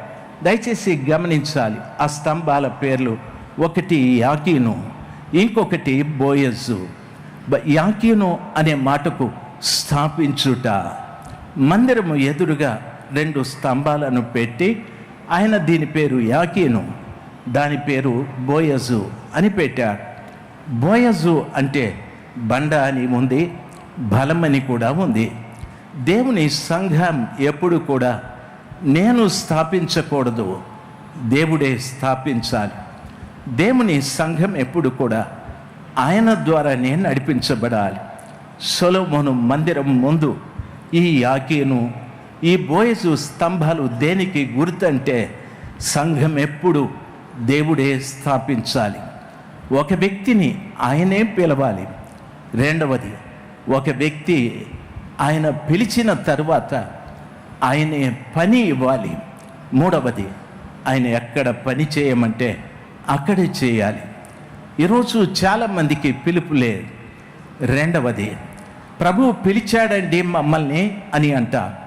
అయితే పిలిచిన దేవుడు నీకే పని ఇచ్చాడు అంటే తెలియదు. దయచేసి వినాలి. కాపరివా, అపోస్తలుడివా, సువార్తికుడివా, బోధకుడివా, ఏ పని ఇచ్చాడు నీకు అంటే తెలియదు. పాపం వాళ్ళు అంటున్నారు దేవుడు పిలిచాడు సార్. బైబిల్ 10 సార్లు చదివానంట. 10 సార్లు చదవడం వేరు, ప్రభువు పిలిచిన తర్వాత ప్రభువు నీకు ఇచ్చే పని వేరు. నీకే పని ఇచ్చాడు. మూడవది, ఎక్కడ నిన్ను పని చేయమన్నాడు. చాలామంది అందరూ కూడా పెద్ద పెద్ద సిటీల్లో సెటిల్ అయిపోతూ ఉన్నారు. పెద్ద పెద్ద టౌన్లో సెటిల్ అయి అక్కడుండే సంఘాలన్నింటినీ పాడు చేస్తూ ఉన్నారు. దేవుని సేవకుడు ఎప్పుడు కూడా ఇంకొక సంఘాన్ని, ఇంకొకరి పరిచర్యను ఎప్పుడు మనము ఇబ్బందిగా ఉండకూడదు. బైబిల్ సెలవిస్తా, మనము పనిచేసే సంఘాన్ని దేవుడే స్థాపించాలి. దానికి మూలం ఆయనే, దానికి పునాది ఆయనే, దానికి నిర్మాణం ఆయనే, అందులోకి ప్రజల్ని నడిపించాల్సింది ఆయనే. ప్రభుల వారు సెలవిచ్చారు, రక్షింపబడిన వారిని అనుదినము నేను సంఘంలో చేర్చుచుంటినని ప్రభుల వారు సెలవిచ్చారు. ఈ రోజున ఈ స్థలంలో మీరు గమనించండి, ఒకప్పుడు ఆంధ్ర రాష్ట్రంలో ఐపీసీ చర్చ్ చాలా బలంగా పనిచేశారు.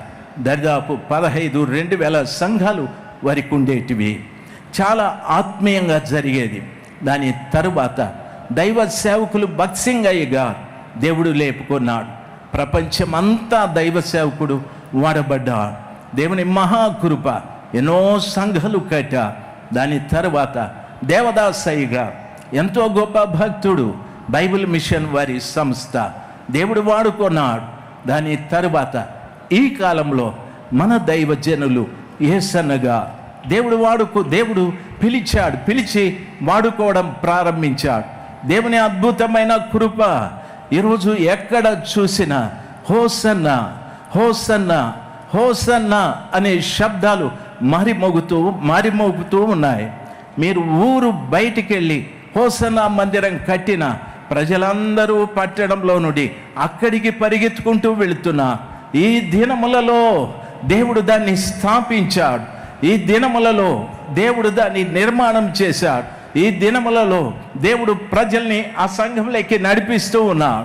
ఎంతో మంది భక్తులకు ఇచ్చాడు, కానీ ఆ భక్తుల వెనకలున్న ప్రజలు నమ్మకస్తులు కాని కారణాన సర్వశక్తిమంతుడైన దేవుడు హోసన్నా పరిచర్యలను ప్రేమించి దైవ సేవకులు, వ్యవస్థాపకులు యేసన్న గారు తర్వాత ఉన్న దైవ సేవకులు అదే దర్శనం, అదే పిలుపు, అదే దర్శనంతో పనిచేయడం వలన కృపగల దేవుడు దాన్ని స్థాపించి దాన్ని బలపరిచి అనేక ఆత్మల్ని ప్రభుల వారు నడుపుతూ వస్తున్నారు. నా మాటలు అర్థమైతే గట్టిగా చప్పట్లు కొడుతూ హల్లెలూయా చెప్దాం. హల్లెలూయా, హల్లెలూయా, హల్లెలూయా, ప్రైజ్ ద లార్డ్. దేవుని పిల్లలు గమనించాలి, దేవుడే స్థాపించాలి. రెండవది బోయజు అని పేరు పెట్టాడు. బోయజు అంటే బలమని అర్థం. సంఘంలో మానవ బలం పని చేయకూడదు. మానవ బలం పని చేస్తే పోట్లాట్లు ఉంటాయి.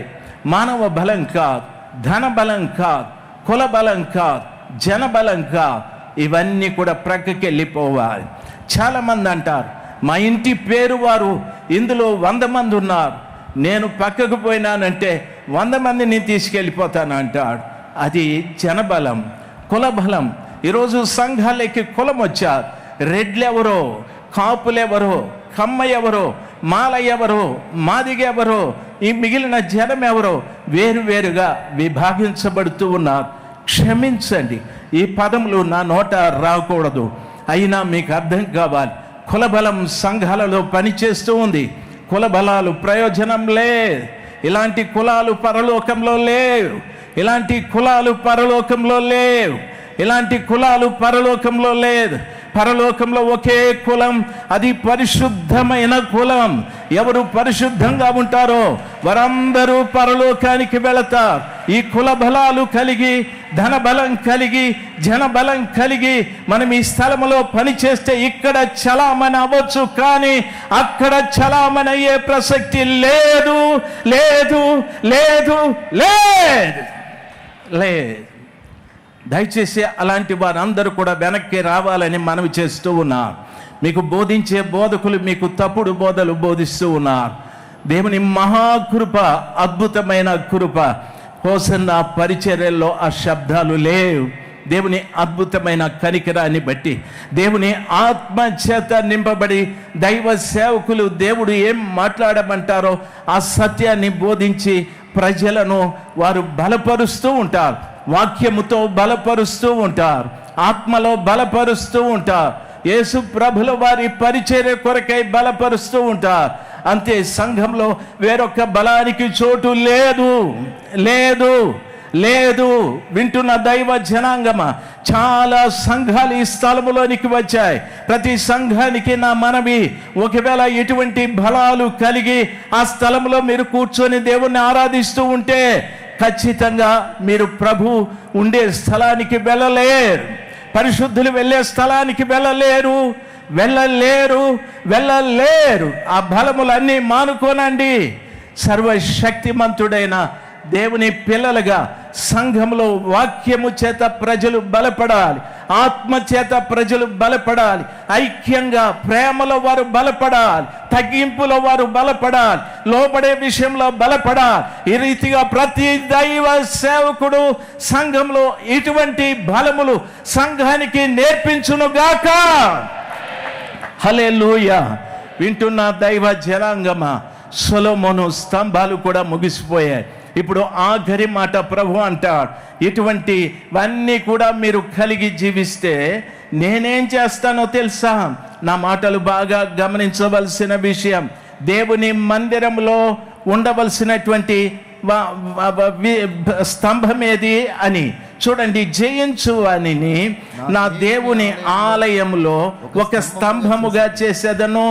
ఇవన్నీ మనము జయిస్తే, ఆ కిరీటాలకు సంబంధించిన విషయాలు జయిస్తే, ప్రభుల వారు అంటున్నారు, నా దేవుని ఆ మందిరం, నా దేవుని 12వ వచనం, దేవుని ఆలయంలో ఒక స్తంభముగా నిన్ను చేసేదను అంటాడు. దేవుని ఆలయంలో ఒక స్తంభముగా నిన్ను చేసేదను. భూమి మీద ఈ రీతిగా నీవు మార్పు చెందితే, భూమి మీద ఈ రీతిగా నీవు మారితే, ప్రభులు వారు అంటున్నారు, నా కుమారుడా, నా కుమార్తె, దేవుని ఆలయంలో, హల్లెలూయా చెప్పండి, హల్లెలూయా, దేవుని ఆలయంలో, పరలోకంలో నేను మిమ్మల్ని ఒక స్తంభముగా చేస్తాను. నేను మిమ్మల్ని ఒక స్తంభంగా చేస్తాను అంటే దాని అర్థం ఇంకా చేయలేదు. ఇవన్నీ మీరు పూర్తి చేస్తే దేవుని ఆలయంలో మిమ్మల్ని ఒక స్తంభంగా చేస్తాను. ప్రభువా, స్తంభముగా చేసి ఏం చేస్తావంటే అందులో నుండి వాడు ఇక మీదట ఎన్నటికి వెలుపలికి పోడు. దేవుని ఆలయంలో నువ్వు స్తంభంగా నిలబడితే ఇంకా మీదట అన్నటికీ వెలుపలికి పోడు. పరలోకంలో నీవు ఒక స్తంభంగా నిలబడతావు తమ్ముడు, పరలోకంలో ఒక స్తంభంగా నిలబడతావు తల్లి, పరలోకంలో ఒక స్తంభంగా నిలబెడతాడు ప్రభుల వారు. చెల్లెమా, దయచేసి గమనించాలి.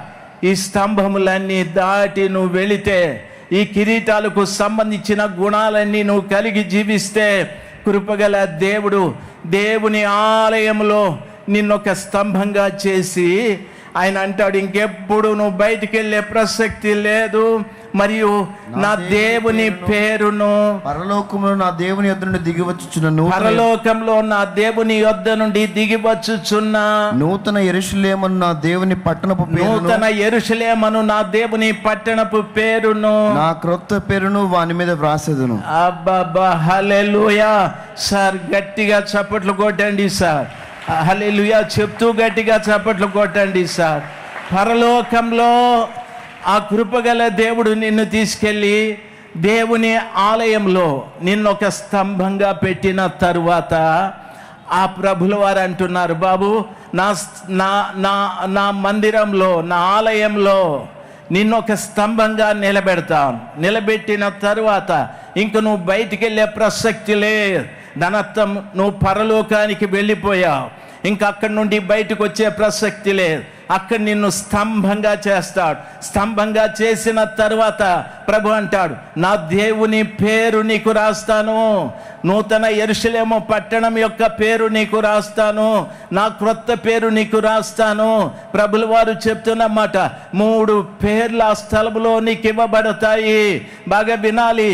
ఈ రోజున ఈ పగటి కాలమందు వాక్యం వింటున్న ప్రతి తల్లికి, నా తండ్రికి నా మనవేమిటి అంటే, పరలోకంలో ఒక స్తంభంగా నువ్వు నిలబడేటట్టు చూడాలి. పరలోకంలో ఒక స్తంభంగా నువ్వు నిలబడేటట్టు చూడాలి. ఈ కార్యాలన్నీ కూడా నీ జీవితంలో జరగాలి. ఆ కార్యాలు జరిగితే ప్రభువే నిన్ను తీసుకెళ్ళి ఆయన ఆలయంలో స్తంభంగా నిలబెట్టి ఆయన అంటాడు, ఏమంటాడో తెలుసా, నేను నా దేవుని పేరు రాస్తాను. మనం అడుగుదాం, యేసయ్యా నీ దేవుని పేరేమిటి? బాబు అక్కడికి వచ్చిన తర్వాత రాస్తాను. నూతన యెరూషలేము పట్టణం పేరేమి? అక్కడికి వచ్చిన తర్వాత నీ మీద రాస్తాను. నీకున్న కొత్త పేరేమిటి? అక్కడికి వచ్చిన తర్వాత స్తంభమైన నీ మీద రాస్తాను. ధనర్థం నువ్వు పరలోకంలో ఎప్పుడు స్థిరంగా ఉండేటట్లు ఆ నామములు నీ మీద ముద్రించబడి, ప్రియులారా ఆ గొప్ప దేవుడు నీ పట్ల అంత గొప్ప కనికరాన్ని చూపెట్టబోతూ ఉన్నాడు. దయచేసి గమనించవలసిన విషయం, ఈ మధ్యాహ్న సమయమందు చాలా ఓపికగా మీరు దేవుని మాటలు విన్నారు. అందును బట్టి దేవాది దేవునికి స్తోత్రాలు. అయితే ఒకటి నా మనవి, ఇంటికెళ్ళండి. ఇంటికెళ్ళి 3వ అధ్యాయం ప్రకటన 7 నుండి 12 వరకు చదవండి. ఎక్కడ మీరు ఆగిపోయారో ఆ జీవితాన్ని తిరిగి ప్రారంభించండి. ఎక్కడ మీరు తప్పిపోయారో తిరిగి మార్గంలోకి రండి. లేక కిరీటముల విషయంలోనా, స్తంభముల విషయంలోనా ఎక్కడో ప్రభు దగ్గర సరిచేసుకోనండి.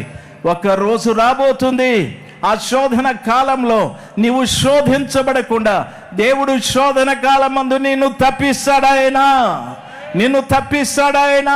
ప్రభు వాగ్దానం, శోధన కాలమందు నీవు శోధించబడకుండా నిన్ను నేను తప్పిస్తాను.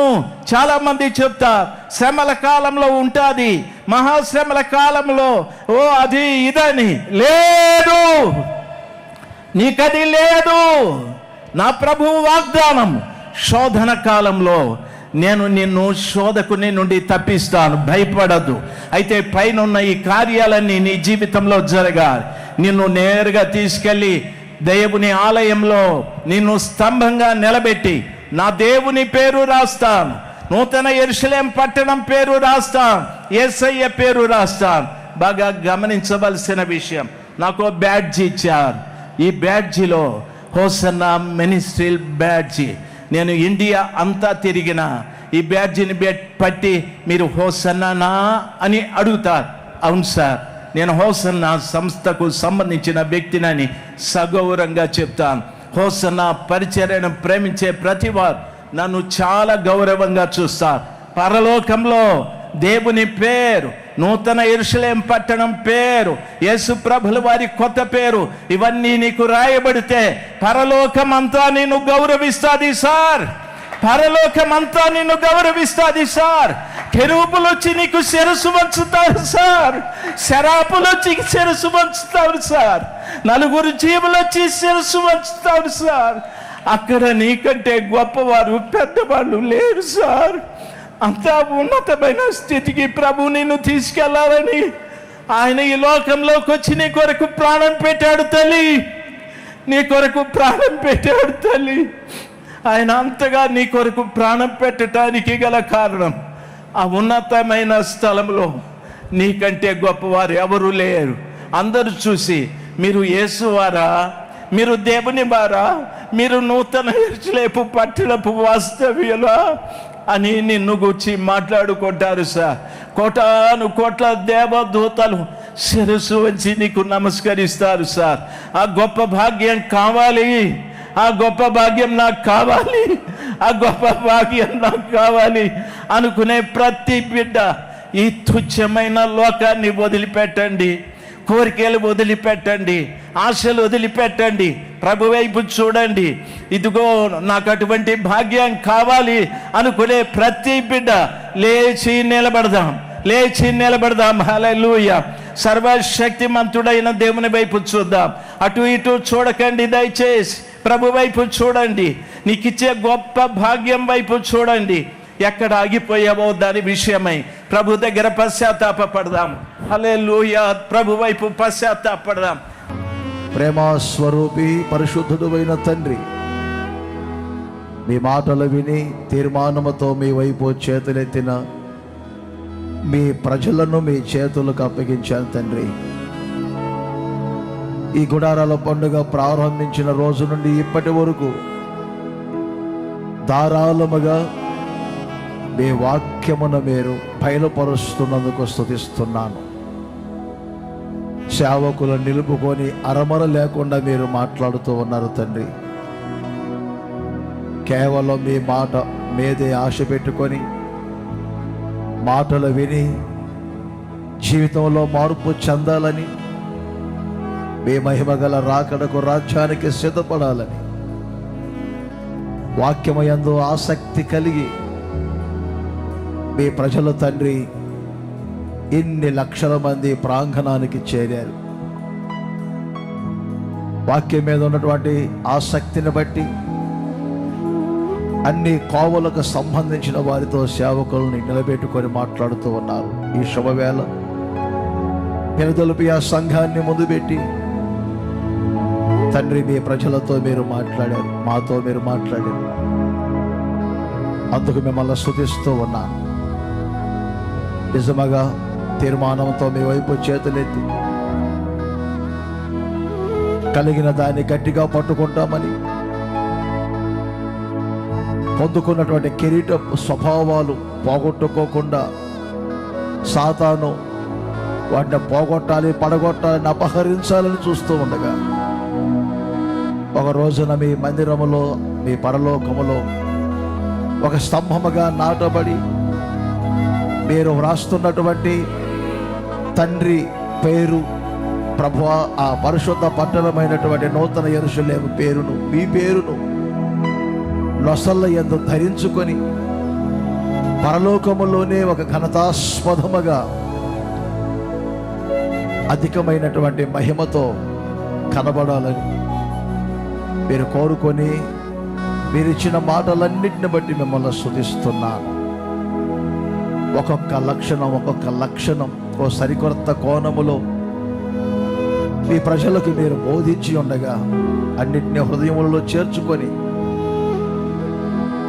ఒక పెండ్లి కుమార్తె సంఘముగా, ఒక మహిమ కలిగిన సంఘముగా, మీ రాకడలో ఎత్తబడే సంఘముగా, రాబోయే భయంకరమైనటువంటి శోధన తప్పించబడే సంఘముగా ఈ ప్రజలందరూ మార్చబడినట్లు మీరు సహాయం దయచేయండి.